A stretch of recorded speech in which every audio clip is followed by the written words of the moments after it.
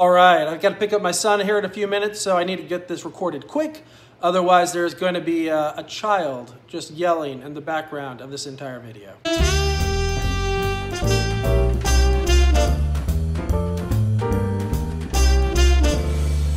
All right, welcome to week 2. We've got a couple things that we need to talk about from last week. Some people are having some issues with my IT lab. I will say that if you're having problems, it may actually just be the browser that you're using. I know I'm a Mac user, so if I use Safari, my IT lab does not work at all. The browser that seems to work best and most consistent is Google's Chrome browser. So if you haven't played with that, download that, maybe try that. They may solve some problems. Some people are just saying that the labs are not popping up. If that's the case, it may actually be that your browser is blocking the pop-up window. There's supposed to be something that checks for that and gives you a warning, but you may just ignore it because, I mean, like I ignore half the warnings that my computer tells me, and I should know better. But regardless, that may be the case. So if that's the case, then look at your address bar. You may see a little message or a little icon showing that a pop-up window has been blocked. Just right-click on that and choose Always Allow for this site, and then no more problems. So hopefully that helps you if you're having issues with my IT lab. All right, and so then what are we going to do for this week? This week we're looking at Chapter 2. Chapter 2 is all about sort of the parts of a computer, recognizing the parts. I really don't care about the taxonomy of like categorizing things into input-output devices, whatever. What I care about is how we interact with our machines. Who would have thought, a decade ago that I would be walking around campus confidently talking into my watch because I just couldn't be bothered to type with my thumbs, messages to people. It's kind of a different experience, right? Like I now will just, yell, "Hey Siri, set a timer for 5 minutes when I'm cooking things." I don't even bother to, touch my phone, which is great because usually your hands are dirty when you're cooking.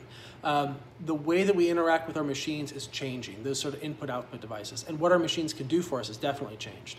And so that's kind of the topic of the chapter. There's a quiz.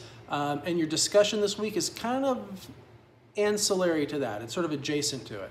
I want you to look at I say a new technology. It's been around for a while and it's becoming more and more popular. And pretty soon, it'll be coming probably to an Uber near you. But self-driving cars, taking a look at that technology and how it actually works. And so what I want you to do for the discussion is ask yourself the question, would you feel comfortable riding in a car that was driven by a computer? Would you feel safe? Would you feel okay not being in control?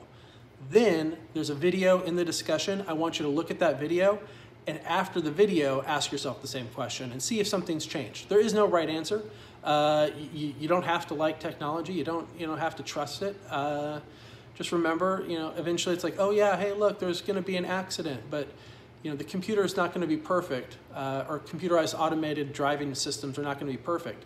But chances are we can get them better than humans, especially drunk humans, and that is a real hazard on our roads at night. So anyway, just so you know, take a look at that discussion video and give me your opinions. And if you don't want to type your opinions, you can always just record a video and post that instead. For the lab this week, we're going to be looking at Word. So hopefully everybody last week had a good time with Windows 10. It's kind of a straightforward, sort of an easier lab.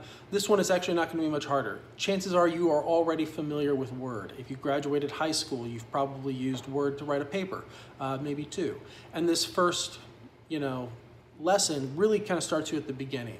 So for a lot of people, it's going to be review. Trust me, eventually we're going to start doing stuff in Word that you probably didn't do in high school. But for right now, hopefully this is going to feel comfortable for you as you're getting used to the MyIT Lab system in general. But that's your lab for this week, Word Lab 1. And it's going to be just a lot of formatting and really basic stuff that you hopefully already feel pretty comfortable with. That's it for week 2. If you have any questions, email me, brian.baker@fresnocitycollege.edu, and I will see you online.